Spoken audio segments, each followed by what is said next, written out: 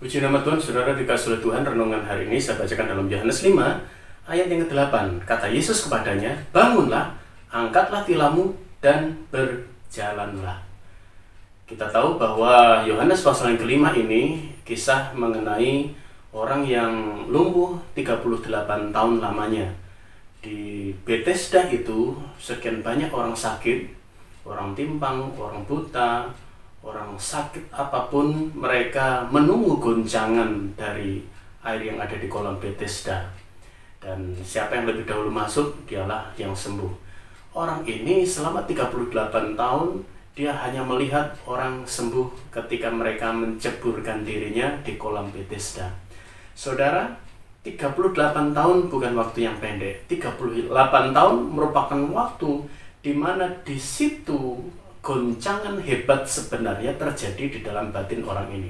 Bukan goncangan yang di kolam Bethesda yang sebenarnya menarik perhatian Yesus, tetapi goncangan di batin orang yang lumpuh ini. 38 tahun batinnya tergoncang karena tidak ada orang yang peduli, tidak ada yang bisa dikerjakan, tidak ada yang bisa membawa dia, mengangkat dia ketika air di kolam Bethesda itu bergolak atau bergoncang.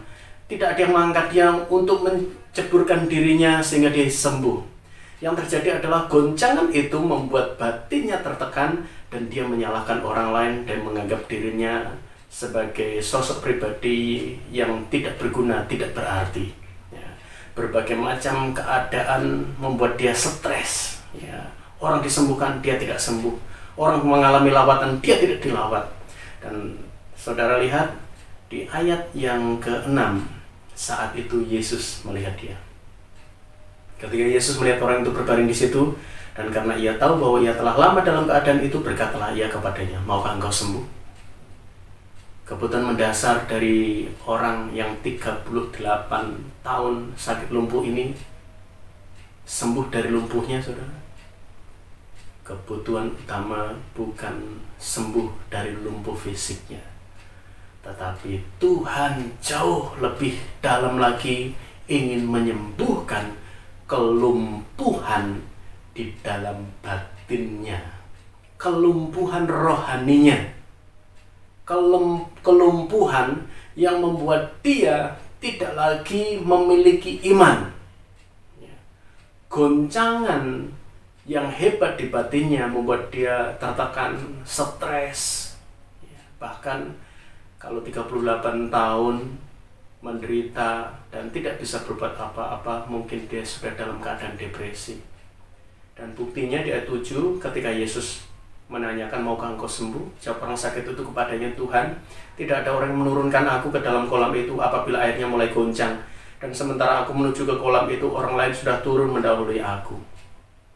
Dan lihat ayat yang ke-8, inilah satu peristiwa revival, lawatan Allah, pekerjaan Roh Kudus di dalam membangkitkan kelumpuhan rohani dari orang yang sudah lumpuh juga secara fisik selama 38 tahun. Rupa-rupanya kelumpuhan fisik juga berpengaruh kepada kelumpuhan rohani. Kadang-kadang orang yang mengalami masalah secara fisik, masalah dalam usaha, dalam pekerjaan, masalah dalam keseharian, aktivitas sekolah maupun kuliah, bagi yang kuliah, itu kadang-kadang atau cenderung mempengaruhi juga keadaan rohaninya. Dan itu terjadi dalam hidup orang yang 38 tahun mengalami lumpuh ini. Makanya di situ di ayat yang ke-8 ada kebangunan rohani yang Tuhan nyatakan melalui perkataan firman-Nya yang langsung menghujam tajam di batin orang lumpuh ini. Kata Yesus kepadanya, bangunlah, angkatlah tilammu dan berjalanlah. Niat untuk bangun, niat untuk mengangkat tilam, niat untuk berjalan itu munculnya di batin. Artinya Yesus membangkitkan dulu, menghidupkan dulu, membangunkan lebih dahulu kelumpuhan rohani orang yang lumpuh 38 tahun ini. Sehingga di dalam hatinya muncul iman. Mendengar firman Allah seperti itu, maka dia bangkit, saya akan bangun. saya akan bangun, saya akan mengangkat tilam, dan saya pasti akan berjalan. Dan terjadi, saudara. Ketika rohaninya bangkit, maka ada kebangkitan-kebangkitan di sekitarnya. Ketika rohani seseorang dihidupkan, maka terjadi kehidupan-kehidupan di sekitarnya. Ketika rohani seseorang diberkati, maka yang jasmani juga diberkati. Ketika seseorang mengutamakan atau mencari dahulu kerajaan Allah dan kebenarannya, maka yang jasmani juga akan dilimpahkan kepadanya. Karena itu kita butuh Tuhan untuk menyempurnakan kekuatan rohani kita. Untuk Tuhan bekerja selalu dalam hidup rohani kita. Kalau rohani kita kuat, jasmani kita akan bergerak sesuai dengan kekuatan rohani kita. Kalau batin kita, kasih kita kepada Tuhan kuat, maka tubuh ini juga akan mengikuti gerak dan irama untuk menyatakan kasih kepada Tuhan. Karena itu, miliki kekuatan rohani, izinkan Tuhan membangkitkan kelumpuhan-kelumpuhan rohani kita. Izinkan Tuhan memberikan kita kekuatan iman.